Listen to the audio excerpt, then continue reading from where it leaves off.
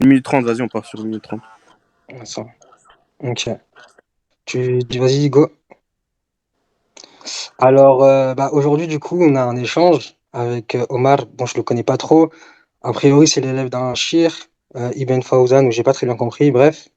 En tout cas, là, on va discuter d'un sujet du moins, il n'y a jamais eu de discussion sur ce sujet-là dans le monde francophone, en tout cas dans l'interreligion entre chrétiens et musulmans, en tout cas des échanges filmés. Et du coup, là, le sujet, ça va être, est-ce que Allah s'est déjà manifesté à Mohamed sous une apparence, une image ou une forme humaine? Alors moi, mon avis, c'est oui. C'est qu'on a clairement un hadith qui a été rapporté par Taymiyyah, qui a été rapporté par Hanbal, et j'en passe, où justement ils affirment que Allah s'est manifesté, ou du moins il a apparu sous forme humaine à Mohamed. Le hadith, on peut le lire très rapidement. Il dit, euh, donc nous concluons que c'était la vue, comme c'est le cas dans la narration sahih de Qatada, d'Ikrama, d'Ibn Abbas, a dit que le prophète a dit, j'ai vu Dieu, j'ai vu mon Seigneur à l'image d'un homme imberbe, avec de longs cheveux bouclés dans un jardin vert. Et ça, c'est rapporté finalement dans l'ouvrage Bayan Talbis al-Jamiyya d'Ibn Taymiyyah. Donc là, on a un hadith qui est très clair, qui a été authentifié par Hanbal, par Taymiyyah, Tabarani et j'en passe, où finalement il a affirmé que Mohamed aurait vu, donc là le hadith il est clair, il dit qu'il aurait vu, sous une apparence humaine, son Seigneur. Maintenant, il y a plusieurs avis. Il y en a qui vont dire que c'était dans un rêve, il y en a qui vont dire que c'était dans une vision réelle, mais il y a plusieurs avis. Voilà. Voilà l'introduction. Attends qu'Omar il se démute. Vas-y. Ouais, non, je suis là. Juste pour corriger une certaine chose, je suis pas l'élève de Shira Fawzan, je sais pas qui t'a dit ça. Je suis pas l'élève voilà, de cette référence, donc juste pour corriger ça. Et pour la deuxième des choses, donc je sais pas si tu as avancé déjà un argument. Donc pour toi, l'argument, c'est le hadith de Tirmidhi, c'est ça? Le Juste, hadith, je commence le temps là, c'est bon? tu commences. Donc c'est bien Je peux Ah, ça, vas-y. commencer ou pas l'argument? Non, mais juste comme ça, on se met d'accord sur l'argument. C'est bien ça l'argument avancé. Là, le hadith que je te cite, c'est le hadith dans l'ouvrage de Taymiyyah Bani Talbis al-Jamiyah. C'est Ibn Taymiyyah qui rapporte ce hadith là dans son livre. Et pour le cas de Fawzan, c'est Léon lui-même qui m'avait dit que t'étais. Mais bon, on parlera de ça après, c'est pas grave. Non, justement, je t'ai pas dit Fawzan. Attends, je vais vérifier ça après, vas-y, pas de problème. Avance, Ouais. Oui, bah, le hadith qui est rapporté dans Bain Talbis al-Jahmiyya de Ibn Taymiyyah, rahimahullah, on n'a aucun problème avec. Le hadith, il dit quoi? Il dit, donc, lui, il rapporte plusieurs narrations à ce sujet, dont un hadith qui dit que le prophète sallallahu alayhi wa sallam aurait vu Allah Azza wa Jal en rêve sous les traits d'un homme imberbe. Et un autre qui dit que c'était une vision, donc à l'œil nu. D'accord? Alors pour le premier hadith, bon, il n'y a pas d'ambiguïté autour de ça. Le prophète sallam a vu Allah Azza wa Jal, euh, donc en tant qu'homme imberbe en rêve, et comme on le sait, voilà, Allah Azza wa Jal, il peut apparaître dans les rêves sous la forme, sur une forme qui, on va dire, varie en fonction du degré de foi de l'individu qui rêve d'Allah Azza wa Jal. Pour le fait de le voir à l'œil nu, ben, ça reste toujours une vision. Donc ça reste toujours une vision, elle n'est pas forcément physique. Ce n'est pas forcément une matérialisation d'Allah Azza wa Jal de façon physique sur Terre. D'ailleurs, on a des centaines de preuves à ce sujet qui expliquent que Dieu ne se manifeste pas physiquement à ses créatures. Donc aucune de ces créatures ne peut voir Allah Azza wa Jal sous sa réelle forme avant Yawm al-Qiyamah. Et bon, si tu veux, je peux te citer les sources à ce sujet. Donc là, maintenant, on fait quoi? Un échange questions-réponses ou continuer comme ça minute par minute? Une minute Donc, 30 minutes 30. Parce encore que ça. une ou deux fois comme ça, et après on peut échanger directement. Allez, vas-y, 1 minute 30 minutes 30 deux fois comme ça, vas-y. Ok, génial. J'attends qu'il lance. Ok, parfait. Donc, bon, il n'y a pas eu de complications. Donc, il a affirmé que le hadith était vrai. Du moins, moi, j'aurais une petite question à te poser. Est-ce que dans le hadith qui est rapporté par Taymiyyah, est-ce qu'il y a la mention du rêve ou est-ce qu'il est juste dit par la vue? Alors, la mention de Ibn Taymiyyah à ce sujet, Ibn Taymiyyah, il ne cite pas un hadith, il ne cite pas une narration, d'accord? La narration que vous citez, effectivement, dans cette narration-là, il est dit que le prophète sallallahu alayhi wa sallam aurait été vu à l'œil nu, Mais Ibn Taymiyyah, il ne cite pas un avis, il en cite deux. Et d'ailleurs, dans Bayan Talbis al-Jahmiyyah, il consacre plus de 400 pages, je dis bien plus de 400 pages, ou 300, je ne sais plus, à concilier entre ces deux narrations, où il explique que voir Dieu à l'œil nu n'implique pas que ce soit une matérialisation physique de Dieu. Il fait ça pendant plus Attends, de 300 pages. ok, parfait, parfait, parfait. Par contre, Amos, bon, c'est pas très grave. Parce que là, tu laisses.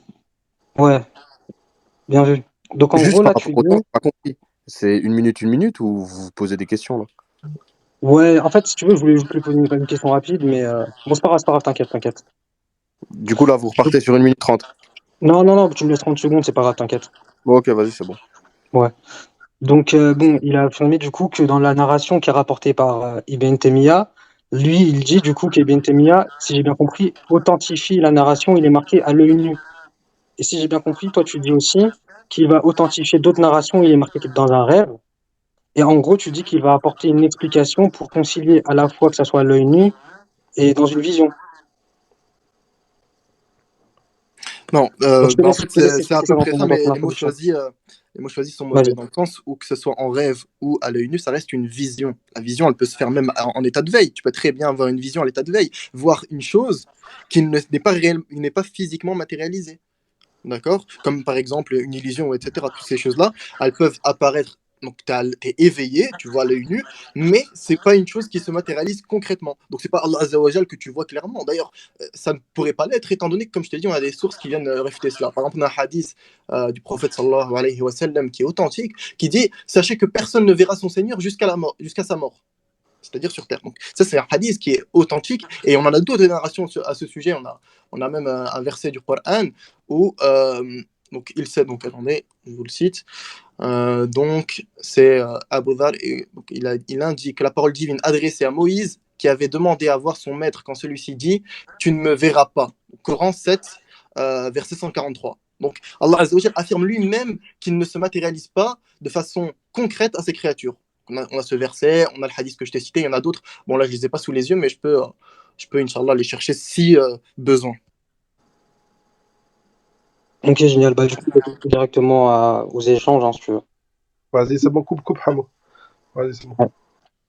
Bah, du coup, moi, il y a une question que je veux lui poser. Étant donné que tu dis que dans la narration, justement, que Ibn Taymiyyah authentifie, que là-bas, il dit, du coup, que Mohamed aurait vu à l'œil nu son Seigneur sous l'image d'un homme imberbe avec des cheveux bouclés dans un jardin, etc. Moi, en fait, je comprends pas l'explication que tu donnes. Est-ce qu'il le voit à l'œil nu, c'est-à-dire, est-ce qu'il le voit à l'état d'éveil, ou est-ce qu'il le voit lorsqu'il est endormi? Est-ce que du coup, il voit l'image de l'homme imberbe qui représente Allah à l'éveil, ou est-ce qu'il le voit dans un rêve? Alors justement, c'est tout le débat, c'est qu'il y a un débat sur la question, et l'avis majoritaire, et c'est l'avis qui est repris par les sunnites, c'est que c'était une vision en rêve. Mais il y a un avis minoritaire, d'accord, qui est rapporté et qui dit que cette vision, elle est faite à l'œil nu, d'accord. Ça, c'est un avis minoritaire. Et Cheikh l'Islam Taymiyyah, il ne va pas... Attends, est-ce que j'entends mon écho? Cheikh l'Islam Taymiyyah, il ne va pas balayer... J'entends mon écho, c'est normal? Pardon. Bon, je poursuis. Ibn Taymiyyah, il ne va pas balayer ce second avis minoritaire. Il va expliquer que cet avis, quand bien même minoritaire, il n'est pas problématique. Il l'explique, donc il concilie entre les deux. Donc en fait, si dire peu importe l'avis auquel on adhère, il n'y a pas de problème. Donc comme je te l'ai dit, il y a deux avis. Donc me dire est-ce qu'il a été vu à l'œil nu ou en rêve, l'avis majoritaire pour te répondre, c'est qu'il l'a vu en rêve. Voilà. D'accord, mais du coup, Ibn Taymiyyah, tu dis qu'il authentifie l'avis aussi qui dit qu'il l'a vu à l'œil nu. Ibn Taymiyyah, est-ce qu'il authentifie ce hadith? Il me semble qu'il l'authentifie. De mémoire, il me semble qu'il l'authentifie. Ok, Enfin, génial. de toute façon, ça n'a pas de réel, ça n'a pas d'importance qu'il l'authentifie ou non. Ok, génial. Donc, il y a deux narrations qui sont authentifiées. Une qui dit qu'il l'aurait vu à l'œil nu, selon toi, et une qui dit qu'il l'aurait vu dans un rêve. Moi, je vais te poser une question, elle est simple. La manifestation qu'il voit, c'est bien un homme. Ouais. D'accord. L'homme, il représente qui dans la manifestation? Bah, l'homme, c'est une création qu'Allah Azza wa Jalla a fait qui est censée le représenter. Mais ce n'est pas lui de façon concrète. Ce n'est pas son essence à lui. D'accord. Donc, l'homme, ici, représente Allah. Après, tu as dit un autre truc qui m'intéresse. Tu as dit aussi que la manifestation que l'homme ou la manifestation que chacun peut voir dépend finalement du niveau de piété de celui qui regarde, en fait. Autrement dit, Mohamed, s'il a vu Allah sous une forme humaine, c'est en rapport avec sa propre piété. C'est ça. Ok. Est-ce que pour toi, Mohamed est un des hommes qui a le plus, enfin, qui a la plus grande piété qu'il y a jamais eu sur Terre? Bah, c'est l'homme qui a été le plus pieux à travers l'histoire, ça c'est certain. Donc là, la vision d'Allah Azza wa Jal sous les traits d'un homme imberbe, c'est la meilleure vision qu'il ait pu voir. D'accord. Donc, tu es en train de dire que Mohamed, donc l'homme le plus pieux qui a été, a vu son Seigneur sous l'image d'un homme imberbe, et qu'en gros, cette vision-là est la meilleure des visions parce que Mohamed, finalement, est un des hommes les plus pieux qui a jamais été. C'est la meilleure des visions qu'il puisse voir ici-bas, effectivement. Ok. Parce que... Vas-y, dis-moi. Ok. Et du coup, cette vision-là, quand tu dis c'est la meilleure des visions, c'est la meilleure des visions relativement à Mohamed ou à tous les hommes? Parce que Mohamed, comme tu le dis, c'est un des hommes les plus pieux sur Terre. C'est relatif à Mohammed sallallahu alayhi wa sallam. Personne ne verra Allah Azza wa Jal comme le prophète sallallahu alayhi wa sallam lui l'a vu. Personne. D'accord. Du coup, ça m'intéresse beaucoup. Parce que moi, la question que je me demande, pourquoi, donc l'homme le plus pieux sur Terre, aurait une vision, donc la meilleure des visions possibles, et dans la meilleure des visions possibles qu'il a, il voit finalement son Seigneur sous la forme d'un homme, avec des cheveux bouclés. Pourquoi des cheveux bouclés? Oh, c'est des questions qui relèvent de l'inconnu. C'est des questions qui relèvent purement de l'inconnu. On peut Mais pas c'est te très dire. bizarre quand même, parce que c'est très bizarre parce que enfin, dans votre croyance, vous prétendez finalement que dire que Allah ressemblerait à un homme ou se manifesterait sous un homme, en tout cas c'est souvent le discours qu'on entend, c'est paradoxal. Or que tu es en train de me dire que l'homme le plus pieux sur terre, finalement la meilleure des visions qu'il a eues de son Seigneur, c'est une vision où son Seigneur lui apparaît sous le trait d'un homme, sans barbe, avec des cheveux bouclés. Alors, ce paradoxe, je sais pas d'où tu l'as sorti, mais nous on voit pas qu'il y a un paradoxe dans le fait que Dieu se représente, se matérialise sous les traits d'un homme. Nous, on voit aucun paradoxe. Donc, je sais pas qui t'a dit qu'on voyait un paradoxe. Je sais pas quel musulman tu as pu interroger, mais nous, ce n'est pas notre avis. D'accord, génial. Et du coup, comment tu arrives à concilier le fait que là, cette créature-là, cette manifestation-là, c'est clairement une créature, et comment tu arrives à concilier du coup qu'une créature représente Allah ici? Pourquoi Mohamed, en voyant une créature, notamment une créature humaine avec des cheveux bouclés et sans barbe, il dit, ah, c'est mon Seigneur, sous l'image justement d'une créature humaine. C'est pas, en fait, je vois pas la problématique que toi tu vois ici. Le prophète sallallahu alayhi wa sallam a vu Allah Azza wa Jal, sous une image qui est, on va dire, euh, qui est rapprochée de la réelle image d'Allah Azza wa Jal, la réelle soirée d'Allah, en fonction de la piété. Or, en l'occurrence, le prophète sallallahu alayhi wa sallam a pu voir Dieu sous l'image, on va dire, sous la meilleure image proportionnelle à son degré de foi. Qu'il ait vu un homme imberbe ou pas, ce n'est pas, ce n'est pas un problème à partir du moment où on sait que cette image, peu importe quelle qu'elle soit, est la meilleure image qu'il puisse voir en fonction de son degré de piété, tout simplement. Donc, est-ce que c'est problématique ce qu'il voit un homme avec les cheveux bouclés, la création qu'il voit, c'est un homme avec les cheveux bouclés, etc. Ça, c'est une réaction purement émotionnelle, c'est purement. Non, t'as pas Voilà, compris ma c'est question. subjectif. T'as pas compris Oui, dis-moi. Non, ma question c'était, comment ça se fait qu'une créature humaine, dans ton paradigme, dans votre paradigme à toi, une créature humaine avec les traits qui sont particulièrement attribués aux humains, c'est-à-dire le fait de ne pas avoir de barbe, le fait d'avoir des cheveux bouclés. Donc, comment ça se fait que cette créature humaine-là peut être la réelle manifestation de Allah, la manifestation de Allah, de telle sorte que Mohamed, lorsqu'il voit cet homme-là, lorsqu'il voit cette créature, il se dit, oh, j'ai vu mon Seigneur sous l'image d'un homme. Alors, bon, c'est pas sa réelle manifestation, mais bon, je pense que tu t'es repris. C'est une manifestation qui est créée, d'accord. Et le fait qu'il le voit sous C'est cette une fausse vision, manifestation? c'est pas une manifestation concrète, donc c'est pas l'essence de Dieu. Ça, il faut bien Non, le savoir. j'ai pas dit que c'était l'essence de Dieu, mais c'est réellement la manifestation d'Allah, c'est-à-dire que ça ne manifeste pas quelqu'un d'autre ici. Non, mais quand tu dis manifestation réelle, on pourrait comprendre que c'est une manifestation donc, de l'essence de Dieu. C'est pour ça qu'il faut faire attention aux mots qu'on emploie. Donc, Mais on parle bien d'une manifestation, c'est c'est- c'est bien une manifestation de Allah. c'est une manifestation d'Allah par une image créée. D'accord, donc Ça, il faut bien le. cette image créée d'homme est réellement la manifestation de Allah. Ouais, mais c'est une image créée, bien évidemment. C'est juste Mais pour qu'on justement, c'est soit ça le précis. paradoxe. Comment ça se fait que dans ton paradigme musulman, un homme créé, une créature humaine avec des traits humains, peut réellement être la manifestation de Allah? Mais c'est absolument pas un paradoxe, oui, c'est possible. Nous, on voit absolument pas un problème dans le fait que cette création soit la manifestation de Dieu en rêve, parce qu'il faut bien qu'il y ait une manifestation en rêve, il faut bien que ce soit quelque chose, il faut bien que ce soit quelque chose qu'on puisse voir, que ce soit un homme ou autre chose. Dans tous les cas, on voit quelque chose. Et cette chose que l'on va voir, conformément au hadith, rien ne lui ressemble, donc au verset, rien ne lui ressemble, eh bien, cette chose que tu vas voir, peu importe, ce n'est pas en tout cas la vraie image de Dieu. C'est juste une création qui va ressembler plus ou moins à la réelle image de Dieu en fonction de ton degré de foi. Donc nous, on voit absolument pas le problème. Tu me dis comment? Ben, nous, on te dit comment, pourquoi est-ce qu'il y aurait un comment? On n'a pas de problème avec ça. Mais Dieu là, peut il y a une très bien se contradiction dans ce que tu as matérialiser. dit. Il y a une contradiction dans ce que tu as dit. Tu m'as cité la sourate où justement il est dit que rien ne ressemble à Allah, mais de l'autre côté, tu me dis que cette image-là ressemble plus ou moins à la réelle image d'Allah.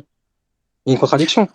Non, parce que quand on dit rien, bon, c'est un peu une problématique de linguistique. Quand on dit que rien ne lui ressemble, c'est donc que aucun trait, on va dire, ne se rapproche de la ressemblance de Dieu. Mais ici, quand on parle de cette image, on va dire, se rapproche de la réelle image d'Allah Azza wa Jal, on parle donc de façon, comment dire, c'est pas c'est pas une ressemblance physique, c'est pas une ressemblance que donc tu vas voir Dieu, tu vas dire ah effectivement quand tu vas voir Dieu, Mais tu vas dire ah d'accord, effectivement mais il du coup, ressemble si cette à- image-là ne ressemble absolument pas à Allah, si cet homme-là n'a aucun lien, n'a aucune similitude avec la manifestation de Allah, comment ça se fait que Mohamed, lorsqu'il voit cet homme, il dit, j'ai vu mon Seigneur mais sous l'image d'un homme?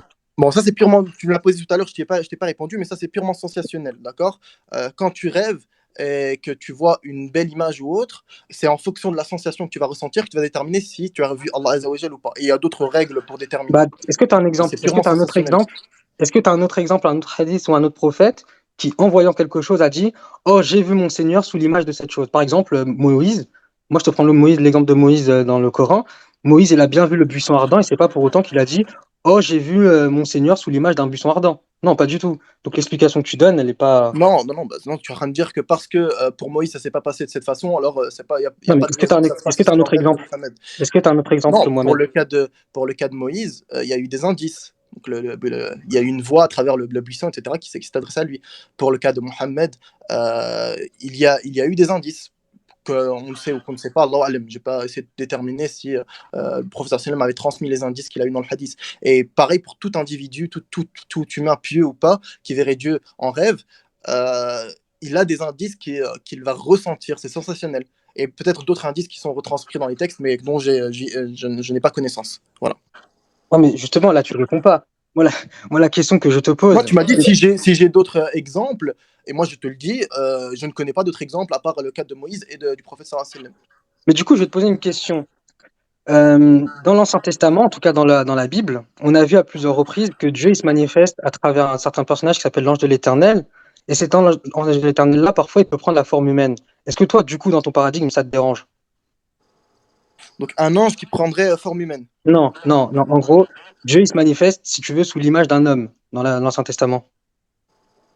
Est-ce que toi, ça te dérange Est-ce que cette dans la théorie? manifestation, elle est physique? T'entends quoi par physique? C'est-à-dire est-ce que cet homme, c'est un corps physique? Ben, en fait, ça dépend. Parfois, cette manifestation, elle est à l'œil nu, parfois, elle est dans un rêve. Bah, peu importe qu'elle soit dans un rêve ou pas. Dans un rêve, oui, effectivement, c'est forcément, ce n'est pas physique, mais Mais du coup, dans un dans une rêve, vision à l'œil nu, est-ce que c'est physique ou pas? bah, prenons l'exemple dans un rêve. Dans un rêve, toi, ça te dérangerait? Non, une manifestation dans un rêve, elle n'est pas physique. Donc non, Donc, c'est pas un problème. ça veut, ok, donc ça veut dire, par exemple, nous, on a un exemple avec le prophète Ésaïe.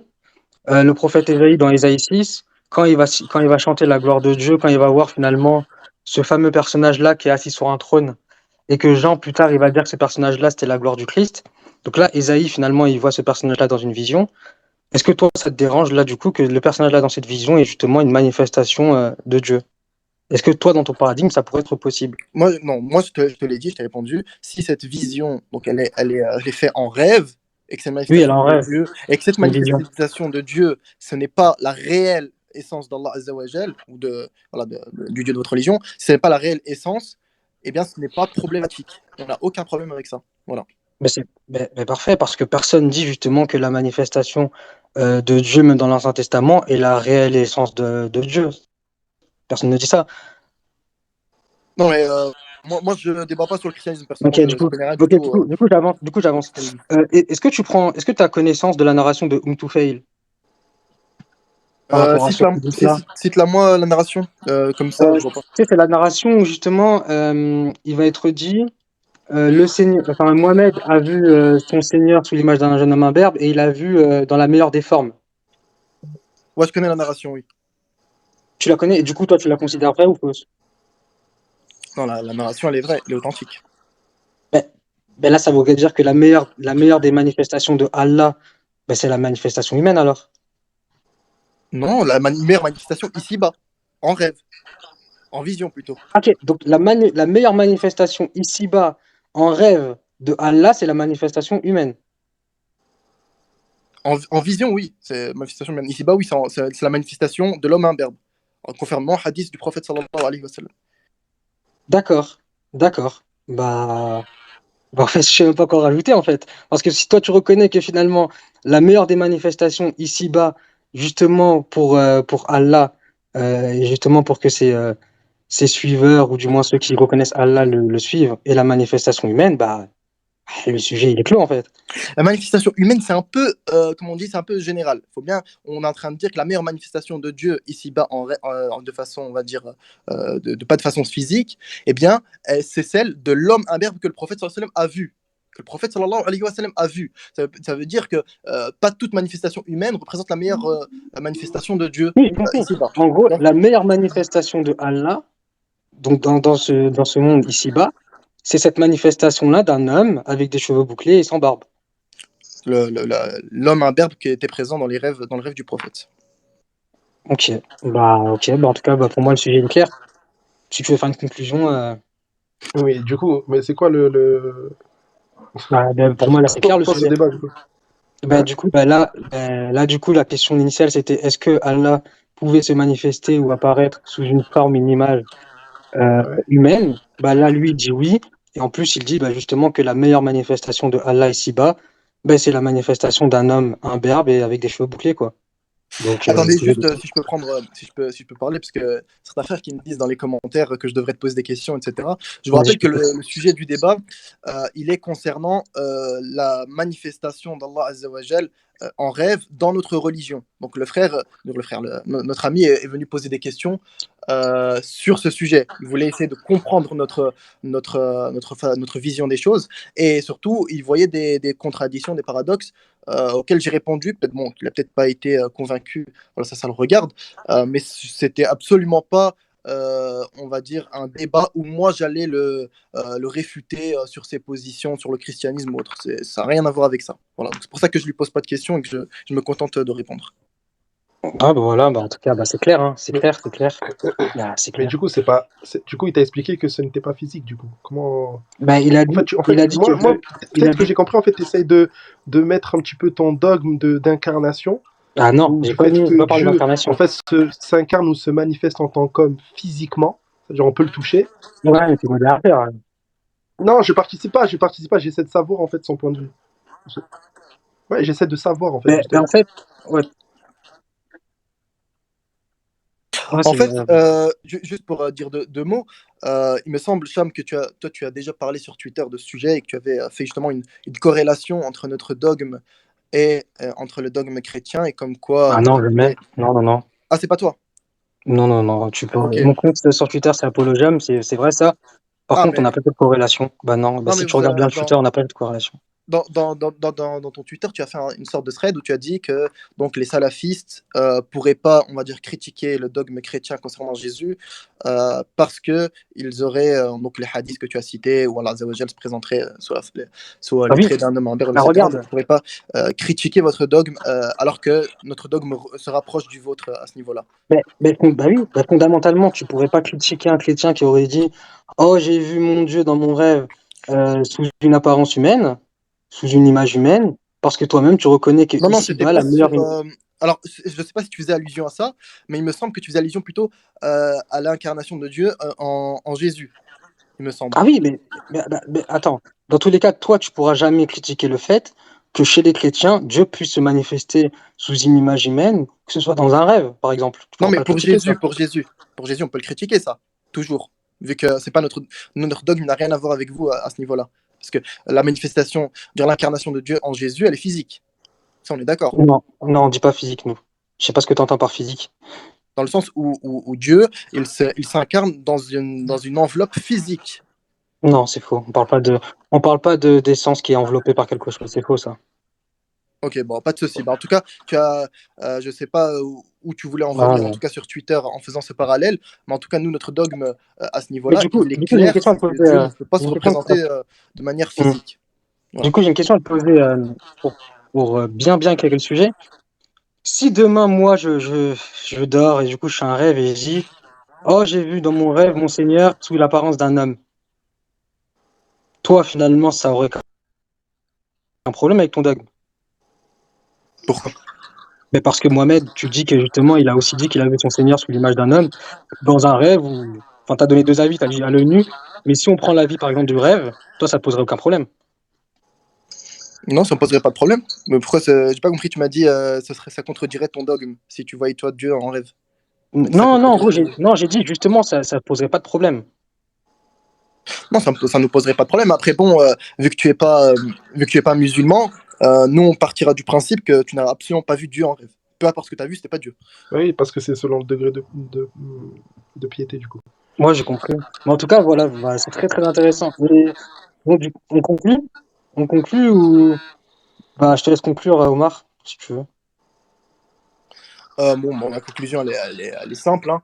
Le fameux passage qu'on cite de Bayan Talbis al-Jahmiya d'Ibn Taymiyyah, rahimahullah, certains vont la prétendre que, comme tu l'as apporté, que Ibn Taymiyyah validerait cet avis que Dieu serait vu à l'œil nu, ce qui n'est pas faux, mais bien évidemment, ça nécessite des détails, et comme on l'a vu, cette vision à l'œil nu, ça reste une vision immatérielle de Dieu. Donc, c'est une création d'une image que Dieu va présenter comme étant la sienne. Mais c'est une création que ce n'est pas lui, ce n'est pas son essence. Donc, peu importe ce que l'on voit, que ce soit à l'œil nu ou en rêve, ce ne sera jamais la représentation d'Allah Azzawajal, la réelle représentation d'Allah Azzawajal. Voilà. Ok. Et bah, du coup, moi, pour conclure, bah, voilà, ben, la question initialement était est-ce que Allah peut se manifester, ou du moins il est apparu, ou s'est manifesté à Mohamed sous l'image ou la forme d'un homme à Mohamed? Bah, notre interlocuteur, il a dit oui. Il a dit que cependant qu'il y avait deux narrations, une qui disait à l'œil nu et l'autre qui disait dans un rêve. Et après, il a ajouté un détail qui est encore plus intéressant. Il a dit justement que la meilleure manifestation de Allah dans le monde ici-bas, du coup, était la manifestation humaine, et que du coup, c'était Mohamed qui l'avait vu, et que cette manifestation-là était un humain sans barbe, avec des cheveux bouclés. Voilà. En tout cas, c'était clair. En tout cas, je te remercie. Bah, du coup, jamais c'est bon, tu peux couper, hein.